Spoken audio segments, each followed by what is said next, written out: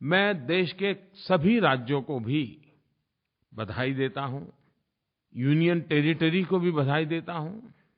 सबने अपनेअपने प्रकार से इस अभियान को आगे बढ़ाया है।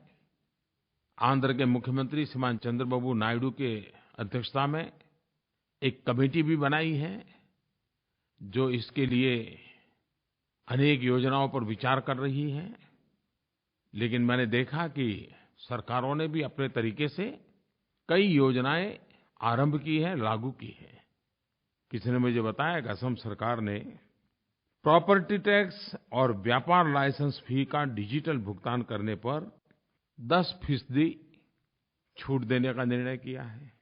ग्रामीण बैंकों के ब्रांच अपने 75% उपभोक्ता से जनवरी से मार्च के बीच कम से कम 2 डिजिटल ट्रांजैक्शन करवाते हैं तो उन्हें सरकार की ओर से 50,000 रुपये इनाम मिलने वाले हैं। 31 मार्च 2017 तक अगर 100% डिजिटल ट्रांजैक्शन करने वाले गाँवों को सरकार की ओर से उत्तम पंचायत फॉर डिजी ट्रांजैक्शन के तहत 5 लाख रुपये का इनाम देने की उन्होंने घोषणा की है।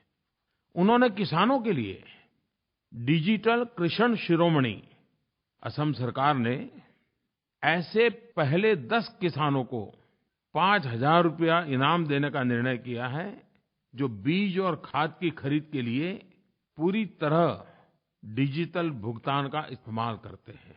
मैं असम सरकार को बधाई देता हूँ, लेकिन इस प्रकार से इनिशिएटिव लिए सभी सरकारों को बधाई देता हूँ।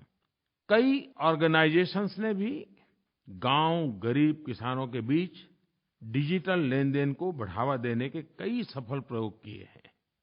मुझे किसी ने बताया GNFC, Gujarat Narmada valley fertiliser और केमिकल लिमिटेड, जो मुख्यतः खाद का काम करता है, उन्होंने किसानों को सुविधा हो इसलिए 1000 पॉश मशीन खाद जहाँ बेचते हैं वहाँ लगाए हैं और कुछ ही दिनों में 35,000 किसानों को 5 लाख खाद के बोरे डिजिटल भुगतान के माध्यम से कर दिए।